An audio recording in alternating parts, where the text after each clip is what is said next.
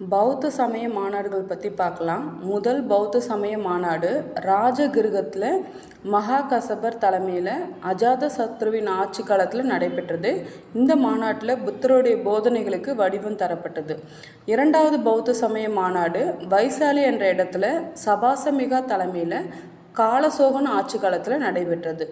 மூன்றாவது பௌத்த சமய மாநாடு பாடலிபுத்திரம் என்ற இடத்துல மொக்காலி புத்த திசா தலைமையில் அசோகர் ஆட்சி காலத்தில் நடைபெற்றது. இந்த மாநாட்டில் பௌத்த தத்துவ விளக்கங்களை கூறும் அபிதம்ம பீடகம் என்ற நூல் தொகுக்கப்பட்டது. நான்காம் பௌத்த சமய மாநாடு காஷ்மீரில் இருக்கிற குந்தல்வனம் என்ற இடத்துல வசுமித்ரர் தலைமையில் கனிஷ்கர் ஆட்சி காலத்தில் நடைபெற்றது. இந்த மாநாட்டில் பௌத்த சமய நூல்களின் அதாவது பீடகங்களின் விளக்க உரையான விபாஷங்கள் தொகுக்கப்பட்டிருக்கு. இந்த மாநாட்டில் பௌத்த சமயம் மகாயானம் ஹீனயானம் அப்படின்னு 2 பிரிவுகளாக பிரிஞ்சுது.